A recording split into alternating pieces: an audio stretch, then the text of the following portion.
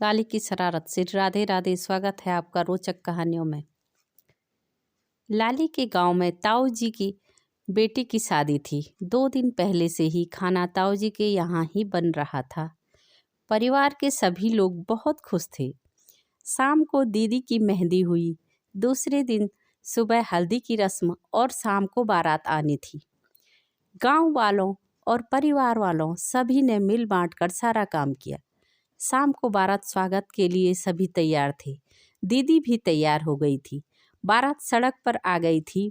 घर में सब स्वागत के लिए तैयार थे। खाना तैयार हो चुका था। नाचते गाते बारात भी आंगन में पहुंच गई। सब ने मिल कर बारातियों का स्वागत किया, उनको बैठाया, चाय पानी पिलाया। दूल्हा और कुछ परिवार वाले पूजा के कमरे में गए। पंडित जी ने पूजा शुरू की। बाराती कुछ देर नाचे, फिर खाना खाया और सोने चले गए। अब परिवार और दूल्हे के दोस्त ही पूजा में थे। पूजा संपन्न हुई। फेरों का मुहूर्त सुबह 4 बजे का था। दूल्हा दुल्हन और परिवार वाले लोगों ने खाना खाया। सभी लोग थोड़ी देर आराम करना चाहते थे। लाली और उसकी सहेलियां पंडित जी के बगल में बैठ गई। पंडित जी भी बहुत थके हुए थे। लाली और लाली की सहेलियां गप्पे मार रही थी।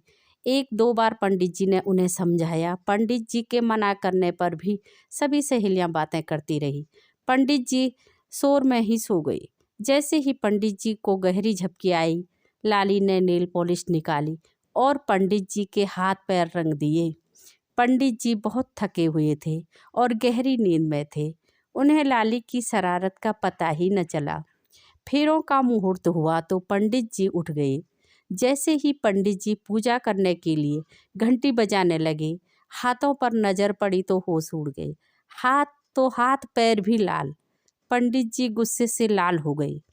लाली और उसकी सहेलियों को गुस्से से देखते हुए, किसकी शरारत है? पंडित जी ने पूजा छोड़ दी। अब लाली डर गई थी। अरे, मेरी वजह से तो दीदी की शादी ही रुक गई। लाली ने कान पकड़े और पंडित जी से माफ़ी मांगी। आगे ऐसी शरारत नहीं करूँगी। लाली को कान पकड़े देख पंडित जी के चेहरे पर मुस्कान आ गई। सभी लोग खिलखिलाकर हंस पड़े। लाली ने पंडित जी को ही दुल्हन बना दिया। माँ बाबूजी ने लाली को सख्त हिदायत दी कि आगे से ऐसी शरारत न करे। लाली ने फिर से सबसे माफ़ी मांग ली। शादी खुशी खुशी संपन्न हो गई। पर सबकी हंसी को देखकर लाली खुद को रोक न पाई और जोर से हंस पड़ी। बचपन तो बचपन है, सब ने कोई न कोई शरारत जरूर की होगी। कहानी अच्छी लगे तो लाइक और सब्सक्राइब